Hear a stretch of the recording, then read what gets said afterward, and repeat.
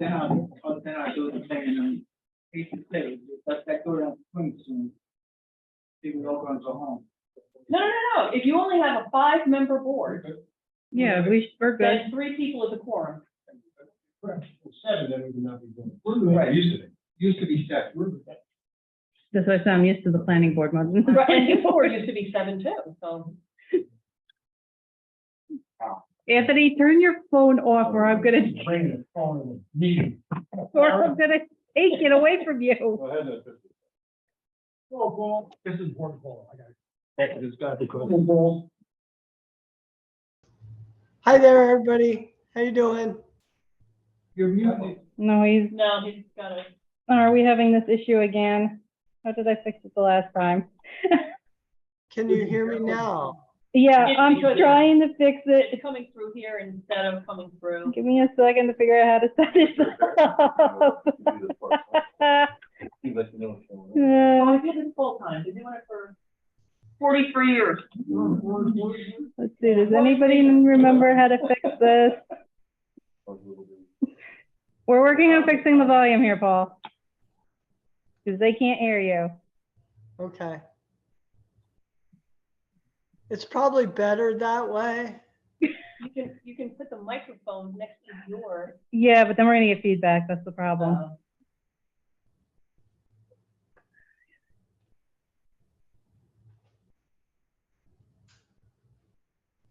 Come on. Oops.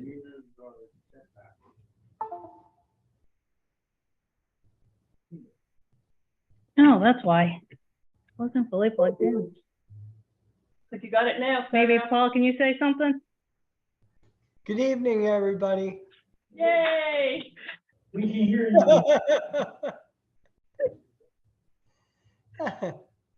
Someone running around must have unlocked that connection. Take the motion for the meeting to order. The exit to the back of the room, to the right and left, you have cell phones, please put them on silent. And,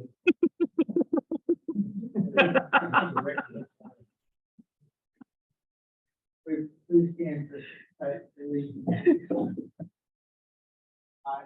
pledge allegiance to the flag, of the United States of America, and to the republic which stands, one nation, under God, indivisible, with liberty and justice for all.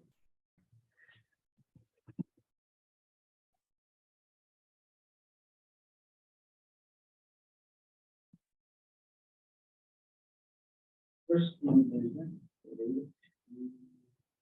then, that's you. Sorry. He comes to the mic, Paul. Is that, Really? Yeah. Susan Relier. You representing that one? I am.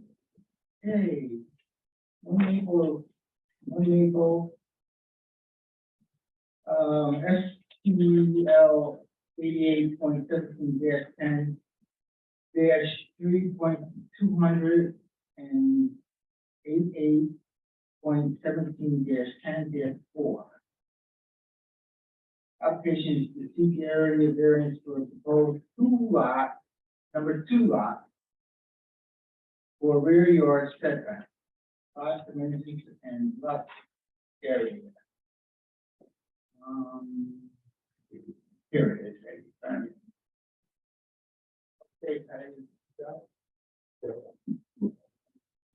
So we're proposing a lot line adjustment between 2 existing parcels of land locating at the intersection of Vineyard Avenue and Brinkerhoff Avenue. Proposed lot number 1 is currently 0.35 acres. It's improved with a single family dwelling, a garage, a pool, and a pool house. As you can see, the old lot line to be removed is the light blue line, which right now is going through the garage and the deck. We're proposing to remove that lot line and add the garage, the pool, and the pool house to the existing single-family residents that have always used those structures.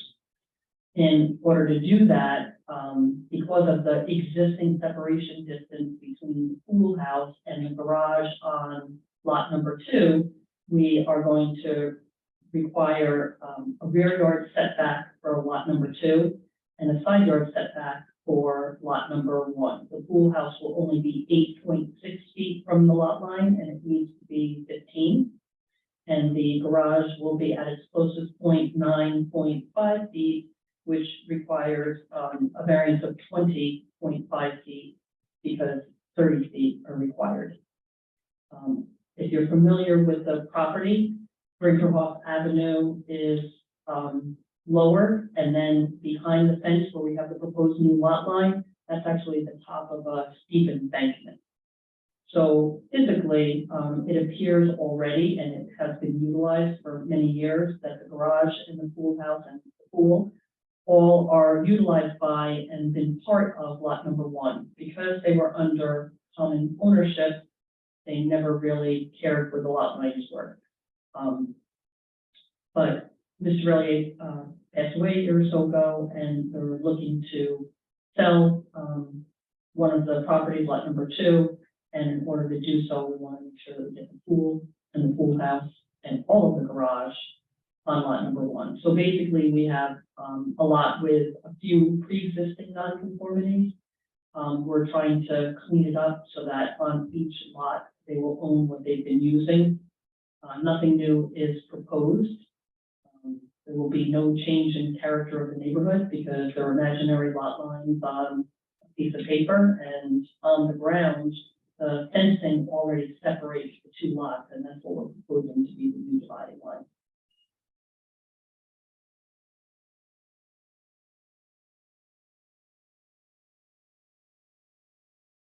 Any questions from the board? Yeah, I just want to make sure I understand what I'm looking at here.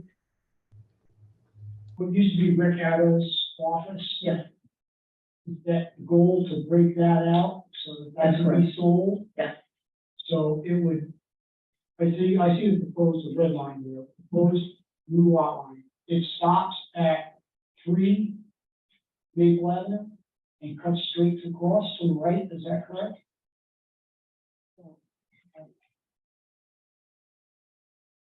so the new lot line is here, and Right. it will come straight across and hit the existing blue lot line.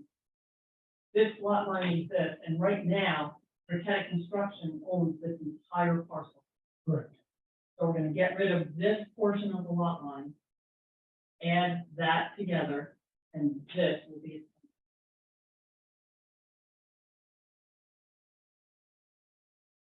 Because I'm a little confused by the blue line that goes through 3. This one here? Yes, That's a separate lot, it's a separate lot. owned under a separate deed. Because that is the only access to the Correct. other house. And there is a deeded right of way, and it's been in place since the 40s. So looking to break that out, so The pool house, and that'll all just be, sorry, the garage goes to the main house on top of the hill. Okay, make a motion to put this on agenda for the next one. For a public hearing? Yeah. Oh, we got Paul. Hi. Yeah, no, I think that makes sense. Paul, basically what you have here is basically, they're just Chopping up, kind of acknowledging the existing use and drawing the property lines around it. So, I think that's appropriate to call for a public hearing if you guys are inclined to do so. does anybody else have more questions before she comes back next week? I have one for Paul. Paul, are you there? Can you hear me? Yes, yes. I just for the record, I live 2 properties away from this on Maple Avenue. Does that make any conflict? No, I think, it's entirely up to you. If you feel comfortable and think that you can be objective, then I think it's entirely appropriate for you to stay involved. Okay. But if you feel like you're conflicted, then, you know, No, I don't feel conflicted. I just wanted to make sure that as a public record that, you know, I'm a Yeah. neighbor, two properties away. And And I'll save my opinion for when we have a public hearing. yeah, I think it's, you know, it's entirely appropriate for you to disclose your, you know, proximity to the property. And I think that's a really good thing, but, you know, it's entirely up to you in terms of, your comfort level in terms of being able to be objective in your analysis. Very good. No problem. Thank you. Yep. So my proposal still stands. We'll put it on the agenda for next one. Public hearing. So moved.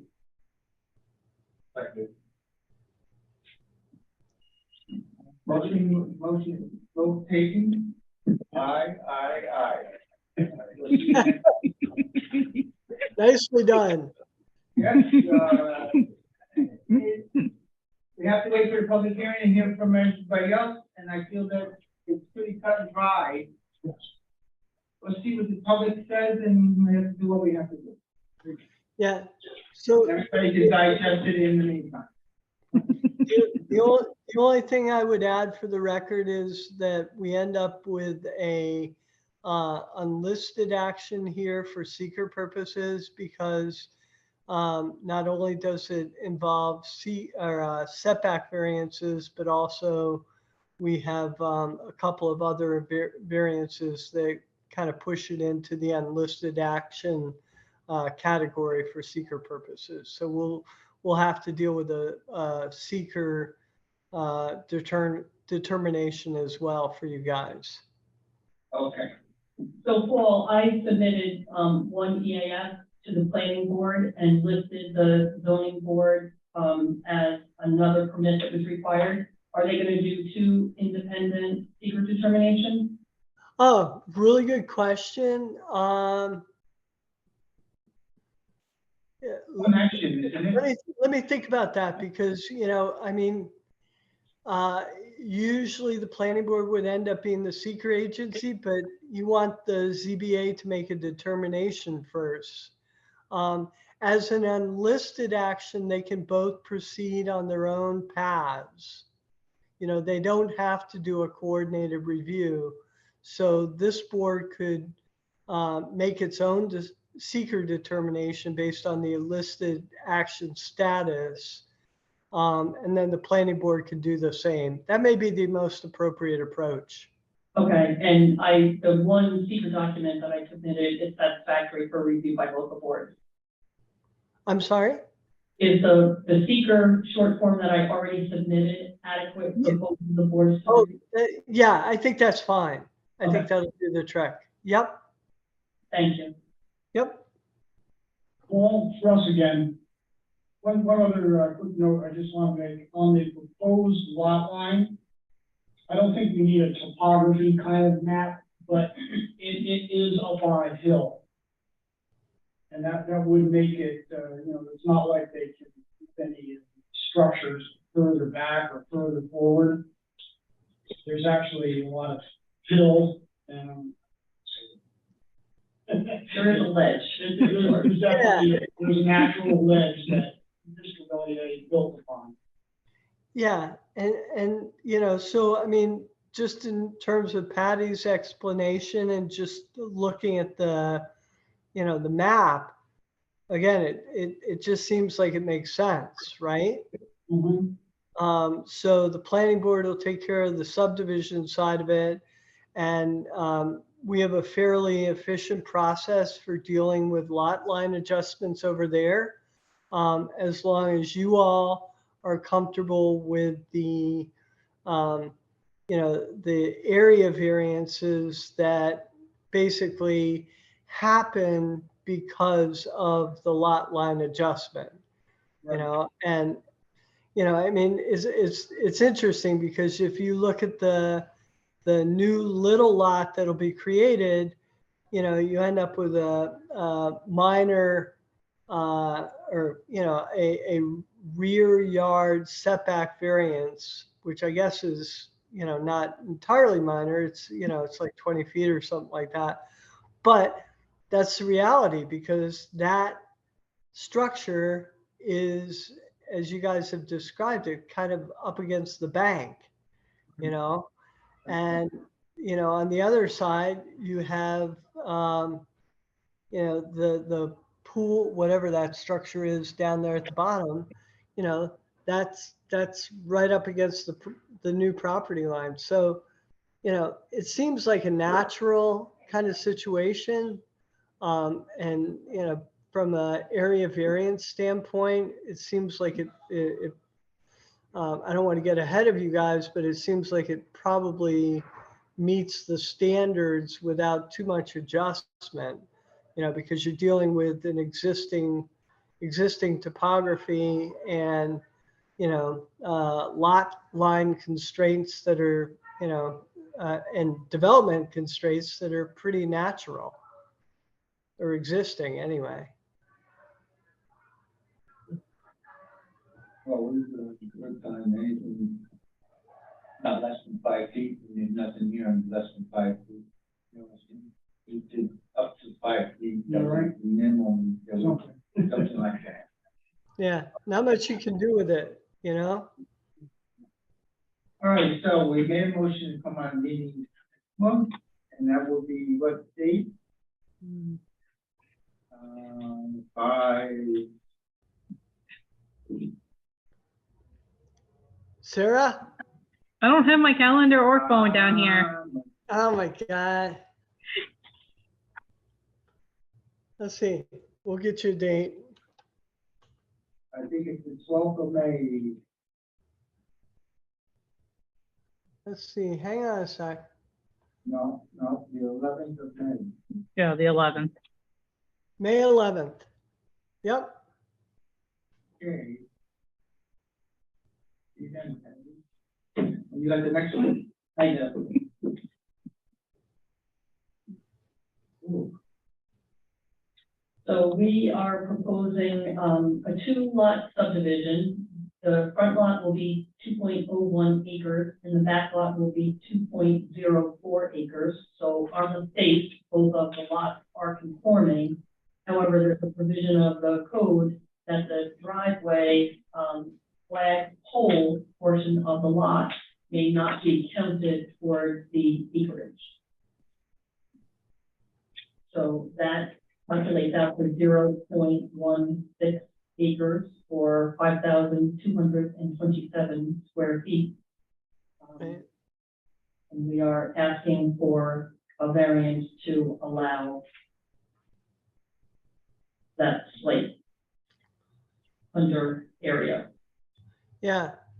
So I guess the only question I would ask, and I apologize for jumping in, but this is really for Anthony.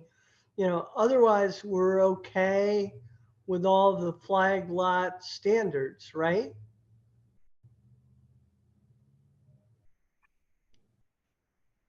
Yes. Yeah. So, you know, it's kind of a straight up, I mean, do you have any issues here? Because it seemed pretty straightforward to me. Which lot are you, is all 3 lots being combined here? Is lot 1, lot 2, where are you stealing all the property from? Lot 1? Taking a little bit from lot number 3. So basically, we're taking lot 1 and lot 2 right now are one parcel, and we're taking a little bit from lot 3 to get the separation distance for the septic in the back lot, which also brings it up to the 2.04 acres. Oh, this finding and, Correct. into 3. Yes. But you kept 3 at 2.6. Correct.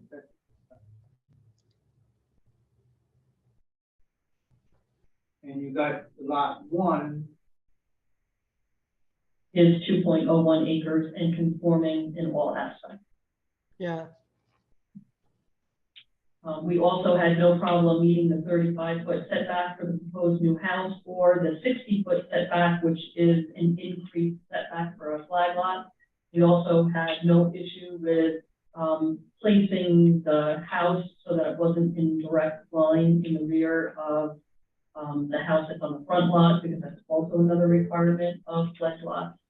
So we were able to meet every criteria of a flag lot with the exception of the counting of the driveway in the area. And again, just a reminder, you know, this is a single family dwelling and this is in the ag district. And if this were anywhere else in town other than an ag district, we would only need 1 acre for a dwelling unit. So, you know, unfortunately, people who live in the ag district are almost penalized for requiring that they have 2 acres per lot. Yeah. So you guys are, you know, really just looking at this one lot here, which is the flag lot, and the fact that it's all, you know, it's deficient because of what the zoning code requires in terms of the calculation of the driveway area, and not allowing that to be included in the overall, you know, dimensional criteria for the lot.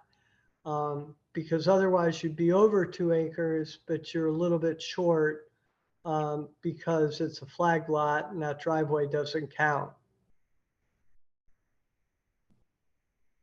I have one question. You've been doing subdivision.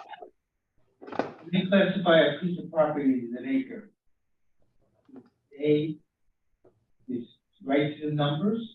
But, see, I bought my property 50-something years ago. And you probably bought a 200 by 200 lot, and they called it an acre, Right. because that was called a builder's acre. Right. An actual geometric acre is 208 point something by 208 point something. And for ease of subdividing, it would make sense to do a 200 by 200 lot. You could measure it, it was easy. They called it a builder's lot. In fact, many of the codes, when they first came out, instead of saying acre, they would say 40,000 square feet was the minimum requirement. Okay. And again, this is Now we have to the 350. Correct. yeah, well, this is the flag lot. Okay. Any questions from the board for next month? We need anything? So do you want to call for a public hearing on this one, Paul? I would feel so, because it's, we're gonna hear from the people, and we should have a full board, and, I don't think they can steal any more property from any other 3 lots. Pull them together, they're gonna still come up short. Fair enough. 6/10 over there, and you got 1/10 over there, that's 7/10. And they need 12. And Yeah. basically 5.05% of an acre, if they scramble them all together, push the line another half inch, maybe 3 inches one way and another 3 inches the other way, they probably take that little bit out of each one, but it ain't gonna make no difference overall. Right. And I feel that, I'd like to come out to public hearing and we'll just run it through the paces. I can't see nothing so drastic as this that I would see that, you know, numbers are numbers, that's why we had to change them, but out of 3 lots, they're only short 12%. Yep. You good? Yeah. All right. I'm gonna make a motion to put it on the agenda for next month. So moved. Seconded. All in favor? Aye. That's done. Thank you very much. Thanks, Patty. Good to see you, Paul. No public Good hearing. to see you. Bye-bye.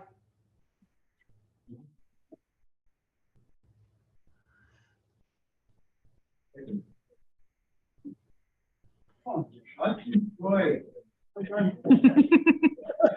Yeah, I don't know, so, I first started with my brother Eddie, who I was gonna buy a piece of property up in Troy. I mean, I come from the LLC, so we're gonna be in Troy, New York, by the Hudson River, so I just Hudson River, LLC, Hudson River, Hudson Shore. Come on up to the table.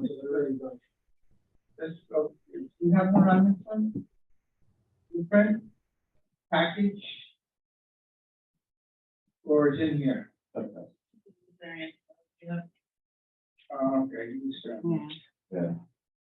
So, wife and I, we bought a piece of property about almost 2 years ago. It's a 3-unit dwelling in Highland, 1 Grand Street. And, it's a 3-unit building. So with the new STR law, you're unaware. I mean, I understand why it came about, makes sense. So, we've been local for a while, bought a local piece of property, invested in Highland.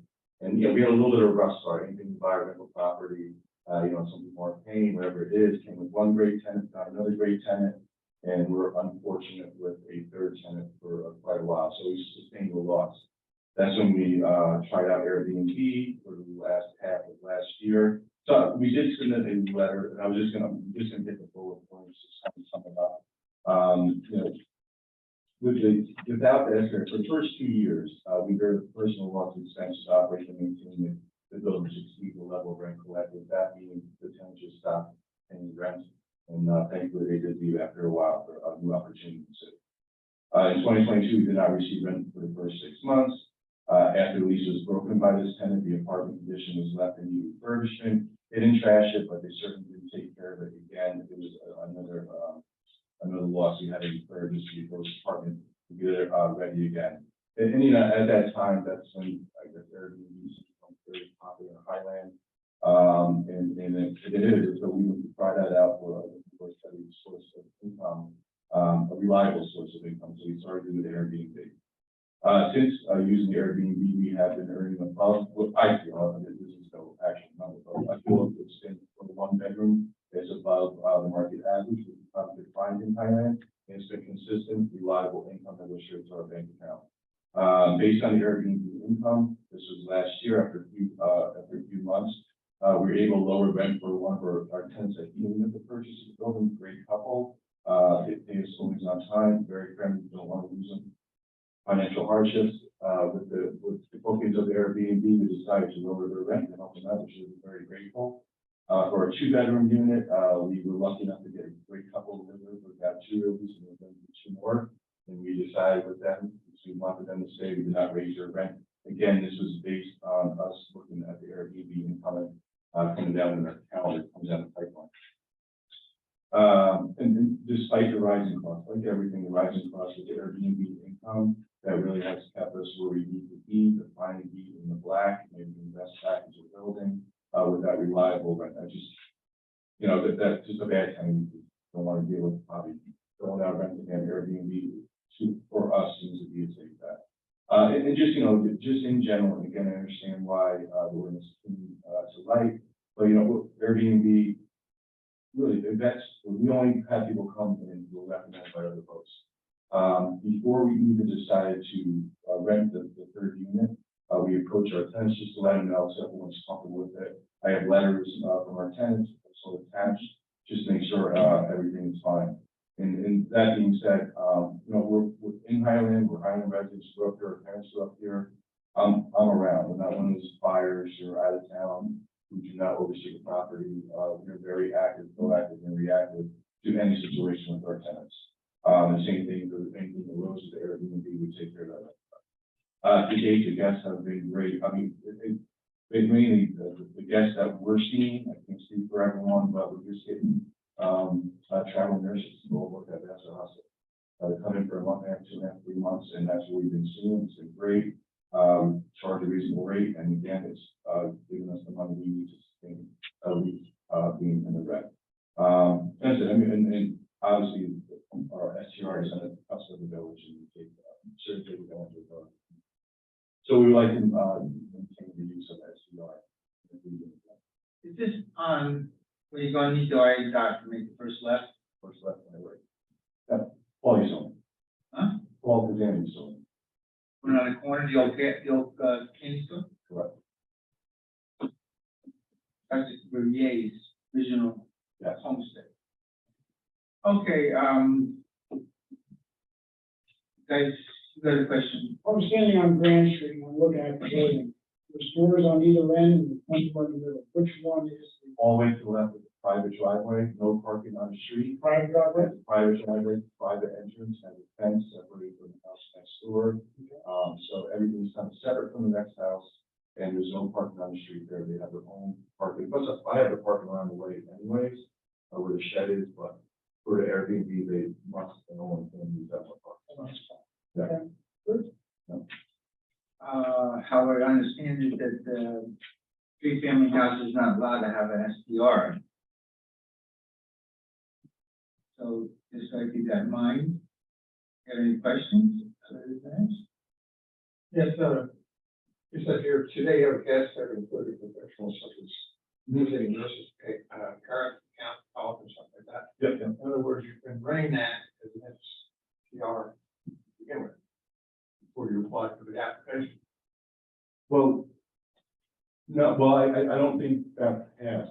I think that came across, When did the STRs come in? when did it start? We were renting before that. October is when the law came and went in, but we didn't start enforcing it until January. Now, Like, if he has it, so he's saying because saying, you're renting it to these people. Oh, I was just basing it on the history we have. We were renting to those people, yes, prior to becoming law, but just want to show the type of people that are renting it. I understand why the law came to light and there's been some issues, but, I just want to just stress how we certainly are very active. We're 1 mile away from the property. We know it sounds very well. bring documentation that said that you had this rented at the STR prior to October? Of last year, Yeah. I'll tell you exactly, I started renting it, I'll tell you exactly, when. It was June of last year. So if you just look at my operating, approach, Yes. yeah, if you just look at my operating statement. This is 2022. So that was the first 6 months I referenced, we did not make money. In the yellows, we started on July of last year. And then that was my history, and that's. That's when No, he you, was Airbnb. Airbnb. We weren't STRs. okay, but he's proved that he was using it as a short-term rental prior to the law. Okay? And he's trying to make it legal. So in other words, next process. I'm looking for it. You gotta, I can't say that, but I'm trying to say, if he can prove that he was doing it prior to October, And that's easy to do, that, Wait, it's just a history within, I can just show. excuse me, one minute. Yeah, I think Paul's trying to say something. There you go. I'm sorry, I apologize, but have you registered with Ulster County? Everything's done, and it's all provided, Sarah, including the checks, everything's completed. Okay, so, and that was as of the first of the year that you were registered? I can't say, no, it wasn't as the first of the year, it's when, which, I don't, I've sent so many letters out, I can't keep track of. All right, it's okay. Yeah, we'll figure this out, but it's part of the thing that the town needs to do in terms of due diligence on this, so. And I'll be honest, I wasn't even aware of it, I'll be honest with you, I mean, I didn't know, I heard the chatter, I didn't know, and all I heard is you're gonna receive a letter, and that was Yeah. how it came to light. So he has proof here, Paul, that he started the Airbnb back in July of last year, prior to October of the law going into effect. Yep. So. Yeah.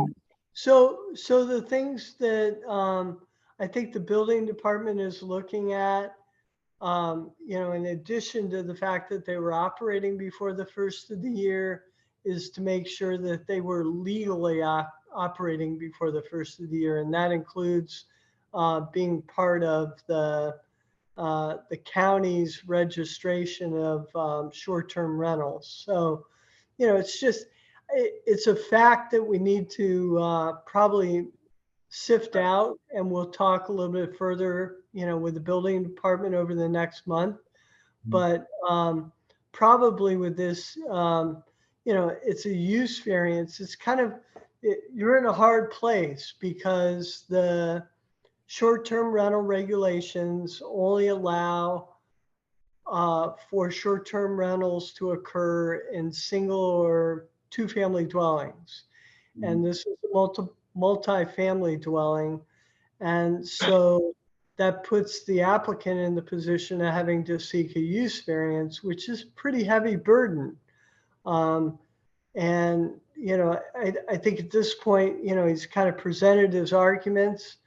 My recommendation would be if you guys are willing is to set a public hearing for him.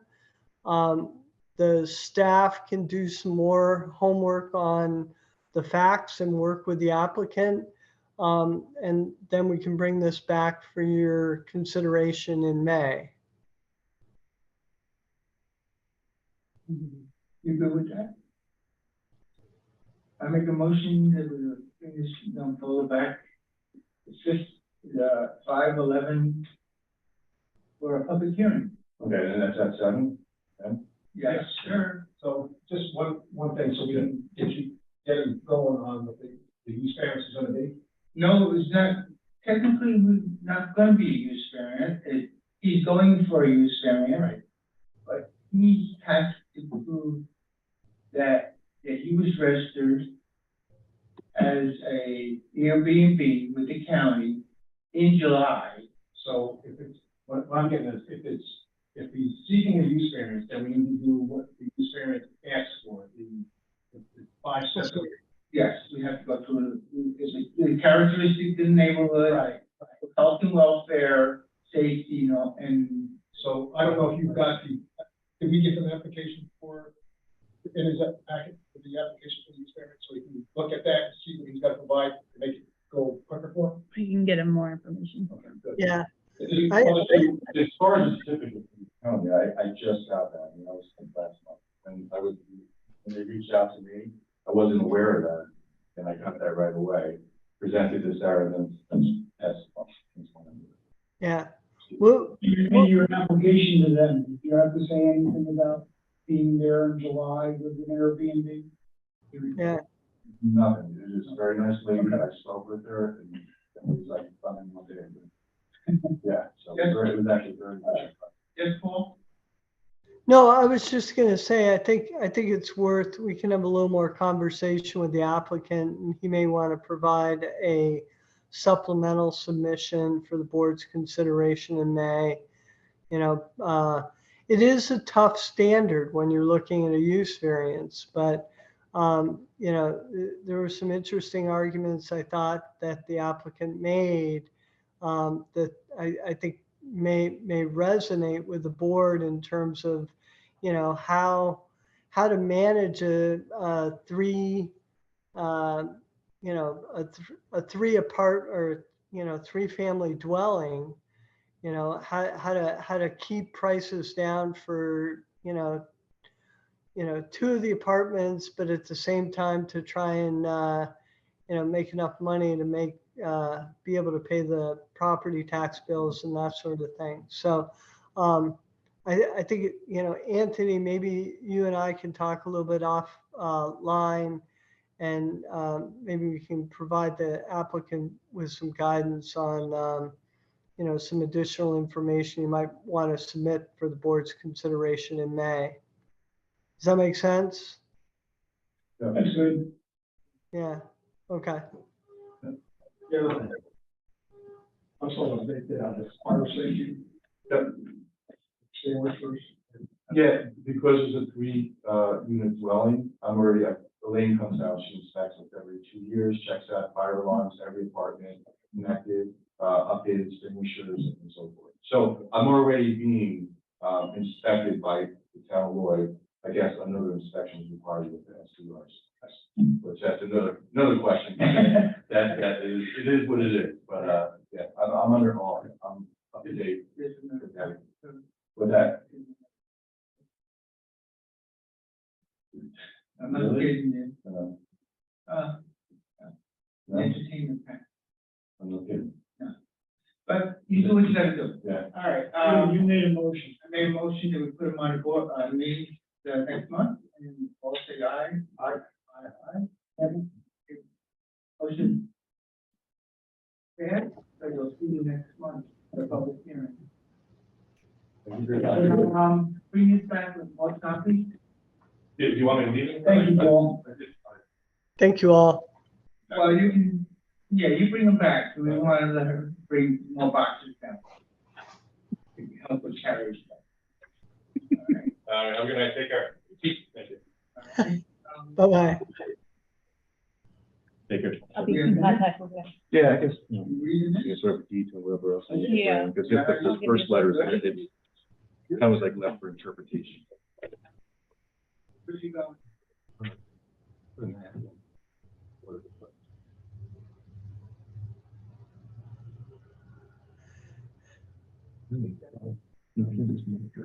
Oh, it's your one hand. 2 o'clock in the morning, I don't want that. Yeah, you don't want to do Ever that. again. No, that was really good. Okay. Yeah, thank you, I appreciate that too. Okay, Board of Assessors review. Can I write that, either kind of write that down? Thank you. I still get the paper from the table. I'm needy, I'm sorry. All right, Has everyone had a chance to review the minutes? I am. Minutes? Okay. I can just do an application, stuff like that, March 9th, minutes as written. All in favor? Aye. Aye. It's approved. Next motion? Motion to adjourn? Aye. Motion passed. Meeting- Bye. We always get that part right. Bye, you guys. Have a good night. I just for an hour. I'll see you in May. I'll see you in May. I'll be there. I'll be back in May. I'll see you then. Okay, that's good. We appreciate that. You have all the questions? You said, EES for us, most filled out. Bring that down with it? Bring it down? I'm sorry? No, sorry, Paul. Environmental impact statement for us, so that one for Patty, well, we need to have that filled out. Yeah, that was Okay. done. Yep. Okay, good, okay. Yeah, Okay. I think it's sufficient. And, basically all you guys, you'll do your own seeker determination with that. And then when it goes to the planning board, they'll do their own, so you guys can do it separately. My meeting's a little different. I'm sorry? My meeting's a little bit different. Yes, but you're very special. Been there, done it. If you have no questions, just put it on to public hearing, that's it. Exactly. Yeah. I'll talk to you during the week next week, Paul. I'm sorry? Well, Next week, we'll talk. yeah, let's catch up on this one. It's kind of, it's an interesting situation. So, it'll be good to make sure we kind of figure out how best to advise the board. Okay. Yeah, we like to get the town to the. Right, exactly. I mean, it seems like he's got a decent plan of attack there. It's just right, trying to figure it out. And the use variance standard is that's a very heavy load, so. Got half of it done already. Doesn't matter, it's gonna be every day they can talk. Got half of it done already. Yeah. Talk to you next time. All right, take care, guys. Bye, Paul. Good night. Bye-bye.